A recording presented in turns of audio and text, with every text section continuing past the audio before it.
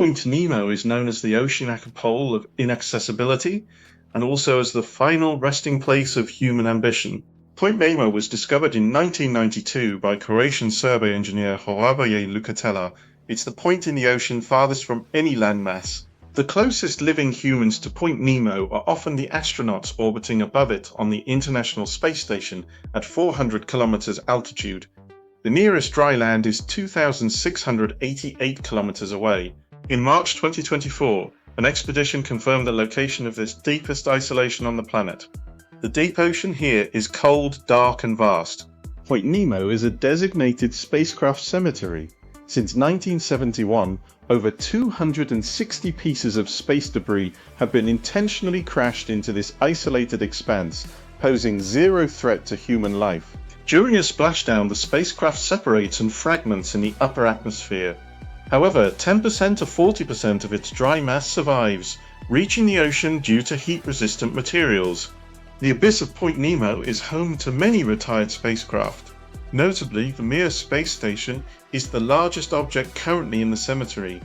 Even the ISS is planned for disposal here around 2030. With thousands of non-functional orbiting objects, there's a risk of the Kessler effect. Sinking dead satellites at Point Nemo is necessary to clear a congested orbit and prevent a chain reaction of collisions. Point Nemo is more than just a geographic curiosity. Unique oceanography creates a vast, nutrient-starved void, earning it the name the Ocean Desert. The rotating currents of the South Pacific Gyre act as an invisible wall, blocking nutrient-rich waters from the center.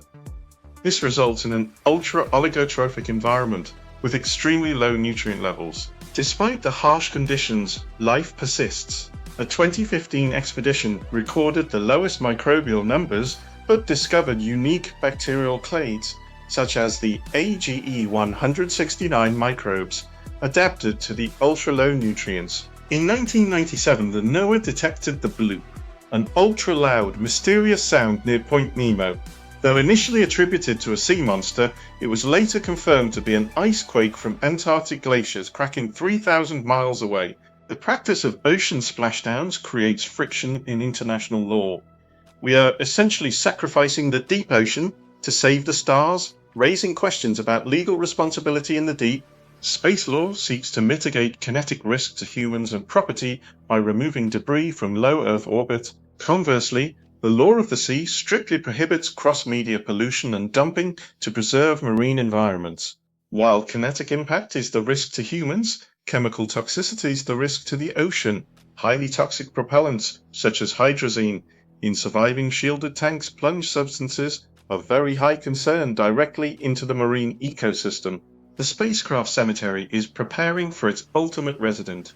In late 2030, a modified SpaceX Dragon tug will attach to the ISS and begin a final fatal deorbit burn. After 25 years of continuous human occupation, the 460-ton ISS will be steered toward Point Nemo. NASA expects solar arrays and modules to tear away first, before the dense truss sections plunge into the Pacific. Point Nemo remains the most isolated patch of nature on our planet. It is defined by the absence of humanity, yet shaped forever by the technological wreckage we drop from the stars. Please like and subscribe for more of these videos.